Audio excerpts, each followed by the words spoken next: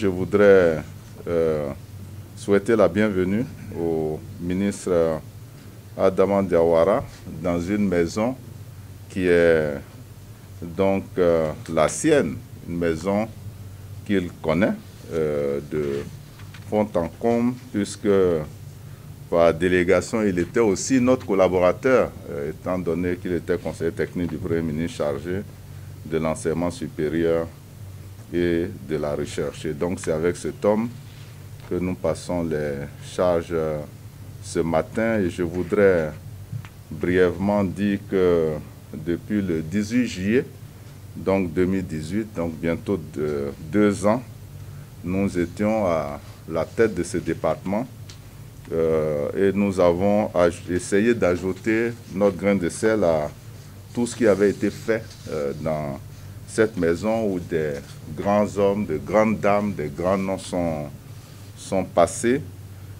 En termes de résultats, je pourrais mentionner entre autres, pour ce qui concerne la recherche et l'innovation, des activités qui nous ont permis aujourd'hui de rendre fonctionnel donc le FONSTI, mais aussi plusieurs activités importantes, notamment rendre opérationnel le centre de calcul. Je ne m'étalerai pas sur l'IPCI, l'Institut Pasteur de Côte d'Ivoire, qui est aujourd'hui donc la structure la plus en vue de notre département. Je voudrais également noter que les centres d'excellence africains fonctionnent bien et la semaine dernière, le gouvernement a procédé donc à la signature de nouvelles subventions, de nouveaux appuis qui viennent de nos partenaires. J'insisterai sur la contribution du secteur de la recherche à la lutte contre le Covid-19. Il paraît que maintenant on dit la Covid, mais en général, ce genre de mots, chacun y met le genre avec lequel il est confortable. Et moi, je le suis avec le genre masculin. Donc, les chercheurs ont apporté donc leur contribution et tout ce dossier est sur la table du comité scientifique pour examen, notamment les gels et les solutions hydroalcooliques, mais également des médicaments préventifs et curatifs, et enfin le respirateur dont le prototype est prêt à être sorti donc des laboratoires de l'INP HB. Je ne m'étalerai pas davantage parce que je sais que Madame le secrétaire général, Monsieur le ministre, a une contrainte avec une réunion du Conseil national de sécurité dans moins d'une demi-heure. Je voudrais, au titre de l'enseignement supérieur, dire que nous avons organisé la concertation nationale sur l'enseignement supérieur et la recherche scientifique, qui a été un grand moment. L'ouverture en a été faite par le Premier ministre, un grand moment d'échange de tous les acteurs avec l'ensemble de nos partenaires. Et cela nous a permis de revisiter et donc de faire adopter en décembre dernier la politique nationale de l'enseignement supérieur, de procéder donc à la relecture des avant-projets de loi sur la recherche scientifique et l'enseignement supérieur. Je voudrais également dire que les contrats de performance ont été élaborés et sont donc en voie de finalisation et de mise en œuvre. Nous avons réalisé un atelier sur une question importante, Monsieur le ministre du ministère, que vous connaissez, la question des heures complémentaires, et ça a donné l'objet à un projet de décret qui a été présenté en conseil et qui attend les dernières observations. Je dirais que sur l'enseignement supérieur, la question importante actuellement reste donc la continuité pédagogique au niveau de nos universités. À travers le programme de décentralisation des universités, nous pouvons dire aujourd'hui que nous avons pratiquement 7 universités. L'université de San Pedro qui s'ajoute pourrait ouvrir donc dès septembre prochain. Les travaux sont en cours. et les travaux pour l'université de Bondoukou démarrent bientôt pour une rentrée, première rentrée prévue donc en 2021-2022. Le BTS 2020 a sa session qui a été ouverte et je faisais tout à l'heure le point au ministre de voir l'option que nous prendrons cette année. S'il s'agit d'aller donc avec l'option classique habituelle ou s'il ne fallait pas penser au numérique, nous pensons beaucoup plus à l'utilisation du numérique pour l'organisation de l'examen du BTS. Je parlais rapidement du PADES, qui est un projet important, 100 000 $ US de la Banque mondiale, qui vient donc renforcer notre système.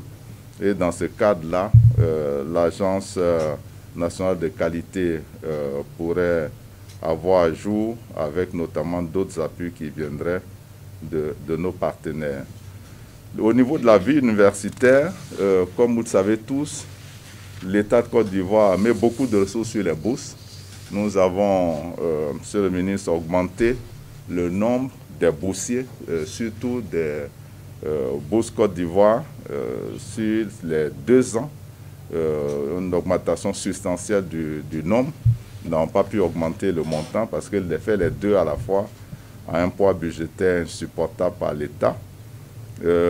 Nous continuons de renforcer les bourses à l'étranger et les paiements pour l'année en cours ont démarré. Presque tous les étudiants qui sont à l'étranger sont rentrés en possession donc de leur bourse. Il reste encore quelques pays où nous devons clarifier ce rythme donc de l'approvisionnement en trésorerie.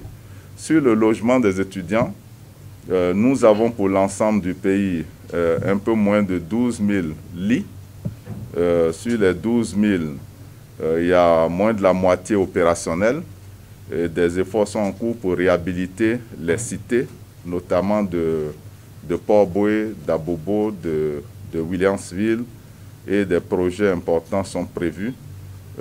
Des instructions du Premier ministre ont permis d'avoir une dotation qui va permettre de construire 2 nouveaux restaurants à Nangu-Abrogwa et à l'université Félix Houphouët-Boigny pour les étudiants et les enseignants. Au terme de ce bilan, je voudrais, Monsieur le ministre, Madame la SGG, indiquer que nous avons quelques perspectives et je voudrais surtout insister sur un point, compte tenu du temps, le ministre pourra prendre connaissance de ma note et surtout des dossiers que je lui ai remis. Je voudrais insister sur donc la nécessité d'avoir une suite aux projets de recherche sur le Covid qui ont été déposés pour que nos chercheurs puissent vraiment concrétiser leur contribution à la lutte contre la pandémie. Nous avons des solutions qui sont prêtes. Le département de biosciences de l'université Félix Houphouët-Boigny a trouvé des médicaments préventifs et curatifs et il est bon que nous passions à la phase d'essai clinique, surtout que tous les tests toxicologiques ont déjà été franchis. Je voudrais également sur les perspectives insister donc sur la reprise des enseignements au niveau des universités et grandes écoles publiques, mais aussi au niveau des établissements privés qui apportent beaucoup, parce que ces établissements privés absorbent plus de 60% des effectifs des bacheliers que nous orientons chaque année. Et donc, conformément à la reprise, nous avons fait parvenir hier donc, au cabinet du Premier ministre la note qui va faire l'objet justement du CNS de tout à l'heure et qui devra pour nous combiner, faire un mix entre le présentiel et donc le numérique pour que nous nous assurons que nous allons terminer l'année et reprendre donc l'objectif d'une rentrée harmonisée dès septembre prochain en appliquant rigoureusement les LMD, c'est-à-dire ramener tout le monde à une case départ avec des semestres bien calés, ce qui va envoyer la contrainte de combiner des promotions de bacheliers et évidemment de gérer des effectifs importants. C'est pour ça que l'enseignement supérieur en Côte d'Ivoire ne peut plus échapper à l'utilisation de l'instrument numérique. Ça s'impose et il faut donc y penser. Je voudrais, mesdames et messieurs, dire que si nous avons pu réaliser tout cela que j'ai présenté sommairement, c'est grâce donc à des collaborateurs, c'est le directeur de cabinet, les membres du cabinet, l'inspecteur général, les directeurs généraux, les directeurs centraux, les présidents des universités, l'ensemble de nos collaborateurs que j'ai trouvés ici pour la plupart, qui nous ont accompagnés avec beaucoup de loyauté, d'engagement, de sens du service de l'État, qui ont été à la tâche régulièrement et qui nous ont donc permis de faire face à des situations quelquefois extrêmement difficiles. Je voudrais ce matin leur dire merci. Merci pour la confiance, la disponibilité, l'engagement. Je vous fais travailler à des heures impossibles, mais ça aussi, le service de l'administration. Je voudrais remercier tous les responsables syndicaux, les étudiants, avec lesquels nous avons eu un dialogue qui a permis l'apaisement sur le front universitaire pendant presque 2 ans.